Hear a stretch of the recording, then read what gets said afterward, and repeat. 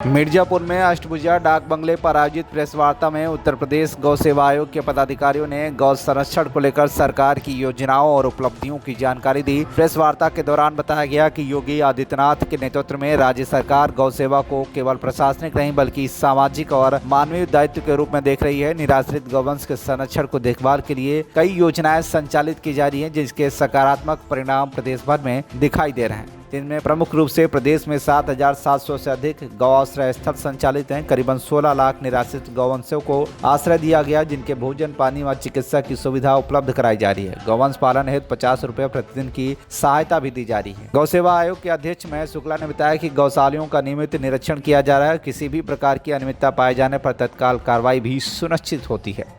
भारत माता से प्रेम करने भारतीय जनता जगह जगह सुझाव पट्टिकाएं लगाई गई थी और प्रदेश और देश के लोगों से उनके सुझाव मांगे गए थे। किसी ने कहा बिजली की समस्या, किसी ने कहा कि अच्छी सड़कें हो जाए, किसी ने कहा सुरक्षा, किसी ने रोजगार, किसी ने पर्यावरण, किसी ने देश की सीमा को सुरक्षित, आतंकवाद को समाप्त करना, शिक्षा में सुधार करते हुए देश को प्रगति के मार्ग पर ले जाना।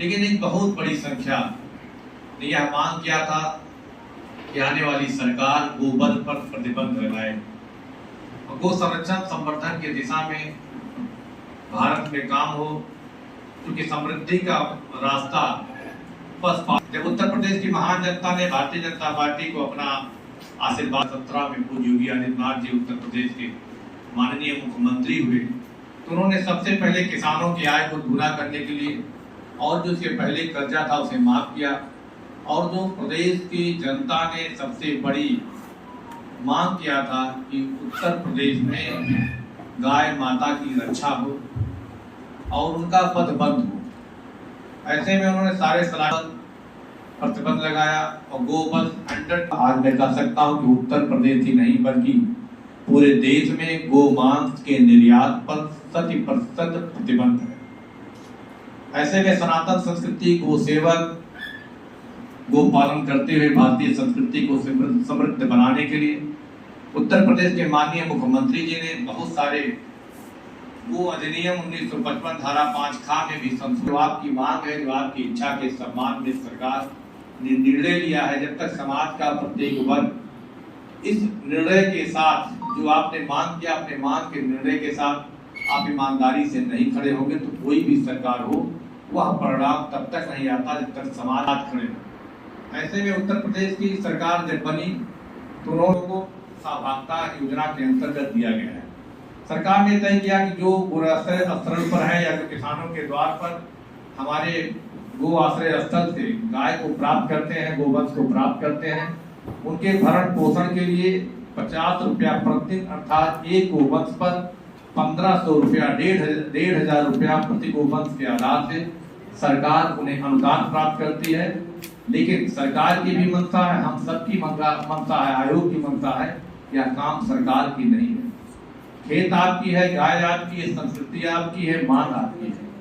आपके मांग के साथ सरकार अगर आपके सहयोग में खड़ी हो तो जिम्मेदारी समाज के हर तबका का है कि अगर हम भारत की संस्कृति में विश्वास करते हैं, गौ माता में अपनी आस्था व्यक्त करते हैं, तो सिर्फ फोटो खींचना, वीडियो बनाना, यहाँ पर गोवंश भूख के बगैर मर रहा है, ठीक है, आपका हम सबका अधिकार है कि हम जनजागरण करें, लेकिन हमें संवेदनाओं से भी ध्यान देना होगा कि जब इस प्रकार का कोई चित्र बाहर जाता है तो लोग अपनी संस्कृति पर और माता के हो रहे अत्याचार पर उसका मन खराब होता है। इसलिए हम सबकी जिम्मेदारी है, सरकार जिस कार्यक्रम को चला रही है, आपका मार्गदर्शन हम लोग लेना चाहते हैं, इसे और ठीक प्रकार से कैसे चलाया जाए।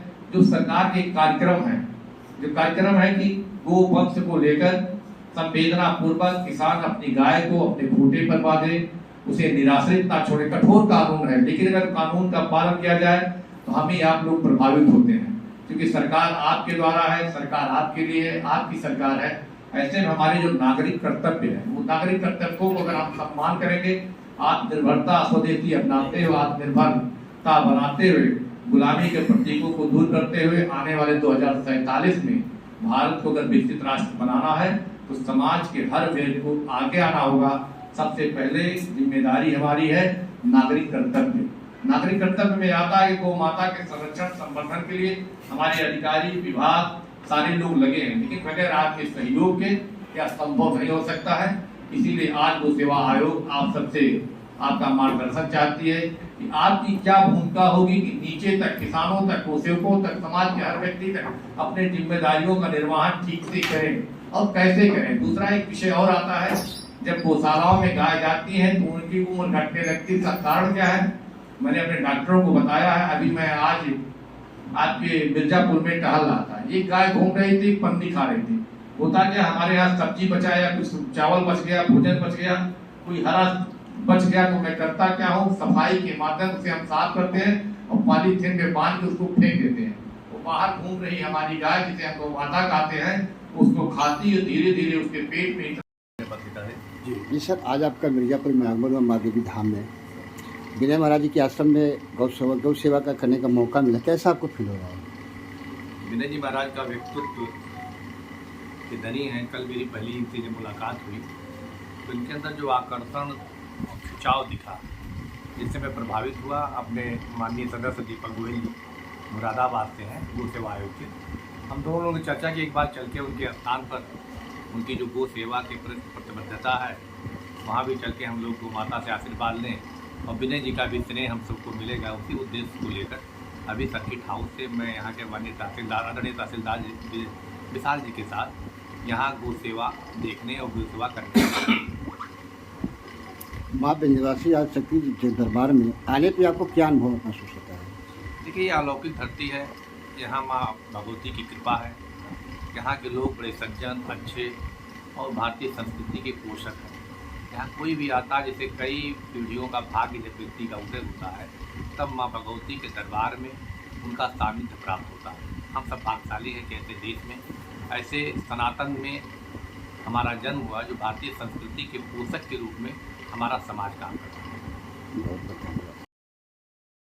मिर्जापुर से आशीष पांडे की रिपोर्ट, TV1 इंडिया न्यूज।